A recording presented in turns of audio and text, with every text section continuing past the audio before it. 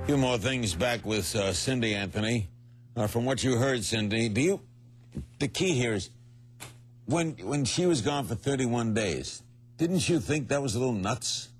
No, not really. I think what's nuts is for people to speculate on things that they don't know the whole truth. I want to ask the question to the gentleman that doesn't think that pizza can cause an odor of that magnitude. I want him to, tonight, put a piece of pizza in his trunk, put it in the Florida hot sun for 19 days, and then open his trunk and tell me how bad it smells when there's maggots in there. The sheriff's department was there that night with at least 7 or 8 deputies.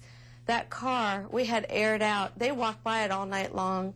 They left it in my driveway for 2 full days before they decided to take it down to where they look at things. And then they waited till the night before her bond hearing to even start looking at it. So Cindy, let me ask you one thing. If that was truly their key evidence in something, then why didn't they investigate that first thing? You want to answer it, Doctor? Sure. There's no question that the smell of a decomposing body is markedly different than the smell of some rotting food matter. But that's not the real evidence. That's just sort of gets you going in that direction. What needs to be done is that evidence in the trunk needs to be evaluated, because with DNA testing, it can clearly be separated whether that was any type of food matter or the tissues or decomposing fluids that you would get with a body that had been in the trunk for any length of time. I was told today, can I ask a question? I was told today, sir, that sweat in that car could also be construed as decomposition. Is that true? No, that's entirely different.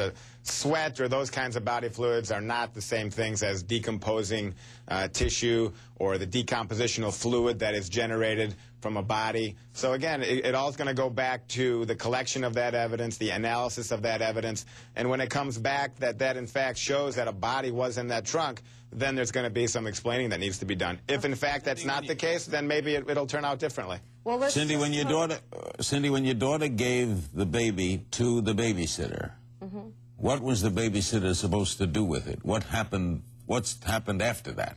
The same thing that she's always done is let her pick her back up and take her.